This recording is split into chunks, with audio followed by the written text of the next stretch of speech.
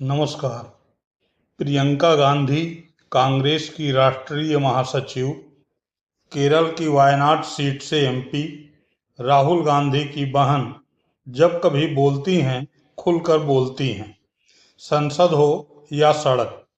इस बार बारी बिहार की थी। तैयारी भी जबरदस्त थी। मंच भाई राहुल गांधी का था और निशाने पर प्रधानमंत्री मोदी। मसला वोट चोरी का। चोरी पर प्रियंका गांधी को याद आया, एक चोरी की चर्चा मोदी जी ने भी की थी। याद है मोदी जी ने लोकसभा के चुनाव में क्या कहा था? याद है मोदी जी ने लोकसभा के चुनाव में कहा था कि देशवासियों सावधान हो जाओ, ये कांग्रेस वाले तुम्हारी भैंस चुरा देंगे। कहा था कि नहीं? अरे हमें क्या पता था, ये तो वोट चुरा रहे थे। भैंस छोड़ो, ये तो आपकी वोट चुरा लिए। माहौल चोरी के पर्दाफाश का बना तो प्रियंका गांधी यह याद दिलाना भी नहीं भूली कि अब तक क्या क्या मोदी ने चोरी कर ली है। इन्होंने क्या क्या चोरी किया है?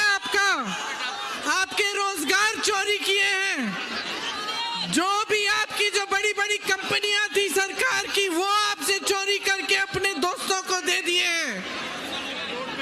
हर स्तर पर आपके साथ चोरी हो रही है। ये चोरी के प्रति लोग जब गंभीर हुए, सतर्क हुए, तो प्रियंका गांधी ने उस चोर और चोरी की चर्चा छेड़ दी जिसको रोकने के लिए राहुल गांधी सड़क पर हैं। ये आखिरी चीज है, जो सबसे कीमती चीज है, इसे चोरी मत होने दो।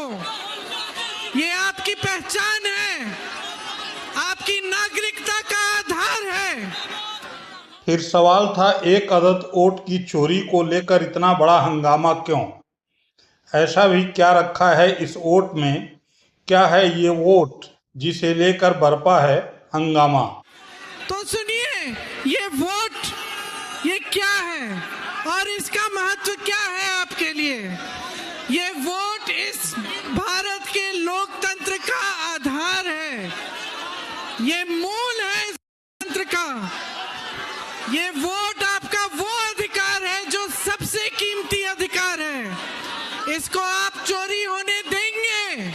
बोलिए, चोरी होने देंगे? और अंत में आखिर क्या होगा जब आपके पास आपका वोट नहीं होगा, आप वोटर नहीं होंगे? अगर ये चोरी करने देंगे तो आपकी पहचान ही नहीं रहेगी।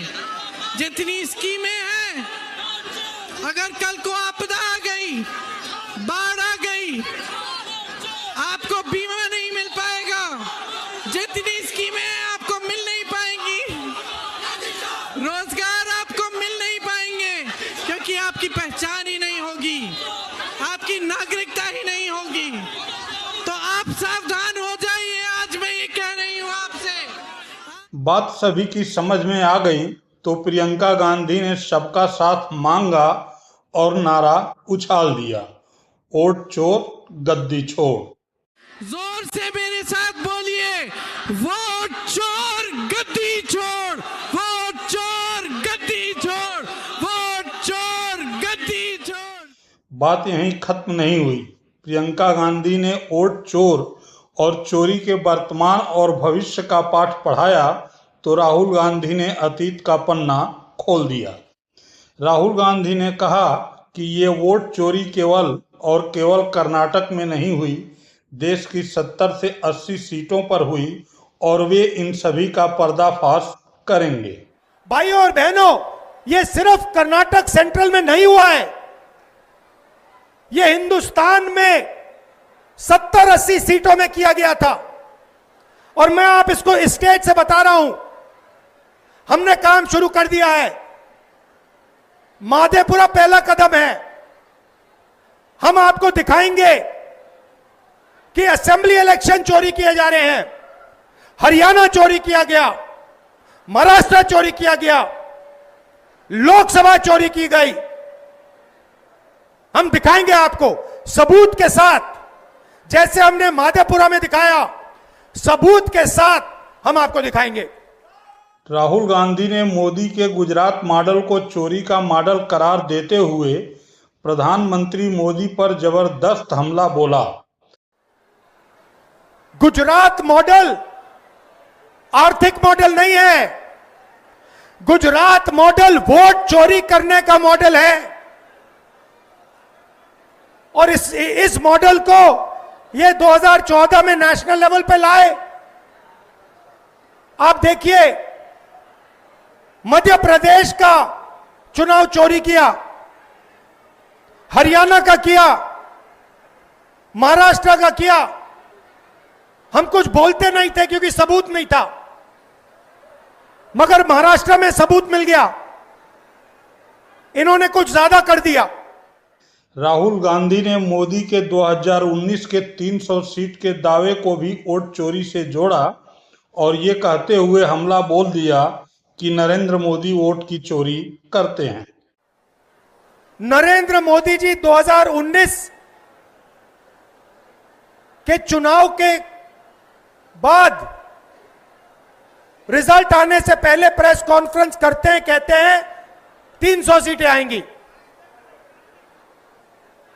हिंदुस्तान के सारे पोलस्टर कुछ और कह रहे हैं, ओपिनियन पोल कुछ और कह रहे हैं। नरेंद्र मोदी कहता है 300 सीट आएंगी। कितनी आई? 300 आई। क्यों? वोट चोर। मैं आपको गारंटी देके कह रहा हूं और अच्छी तरह सुनिए, नरेंद्र मोदी वोट चोरी करके चुनाव जीतता है।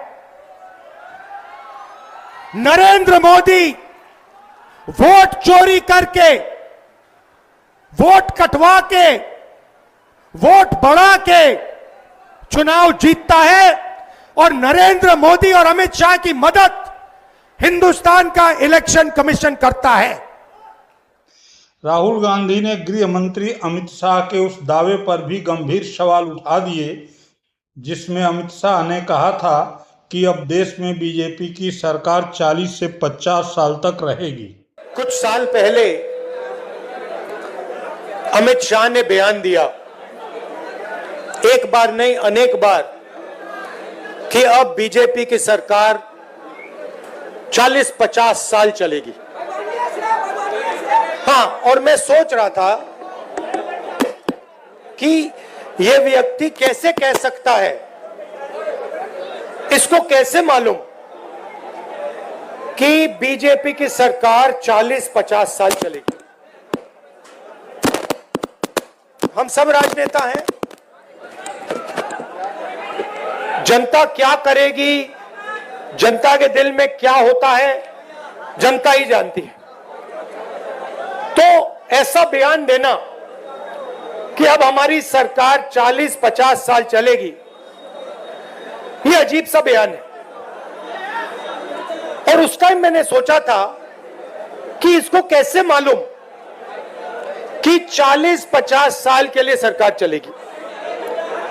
और अब सच्चाई पूरे देश के सामने आ गई है। वो ये बात इसलिए कह सकते हैं कि वो वोट चोरी करते हैं। और ये चोरी इन्होंने अभी नहीं चालू की, मैं आपको बता रहा हूं, एक दिन ये आएगा बाहर। ये चोरी सालों से हो रही है। ये चोरी गुजरात में पहले शुरू हुई, उसके बाद 2014 में नेशनल लेवल पे आई, उसके बाद चुन चुनकर ये लोग स्टेट जीतते हैं और हरवाते हैं। और ये बात मैं नहीं कहता था क्योंकि मेरे पास सबूत नहीं था, क्योंकि मैं आमतौर से ऐसे मंच पर मैं झूठ नहीं बोलता हूं, मैं वही बोलता हूं जो सच है, जिसके बारे में मुझे पूरी जानकारी है। इसलिए मैंने बहुत सालों, मुझे लगा और आप सबको भी लगा, मुझे लगा कि कुछ ना कुछ गड़बड़ है। मगर हम जिम्मेदार राजनेता हैं, तो मैंने कहा जिस दिन तक सबूत नहीं मिलेगा उस दिन तक मैं खुलकर नहीं कहूंगा कि वोट चोरी हो। प्रेस कॉन्फ्रेंस की देश के सामने, दुनिया के सामने, और दूध का दूध पानी का पानी हो गया। आप नोट करो, बीजेपी के एक नेता ने, आमतौर से हर चीज पे टिप्पणी करते हैं,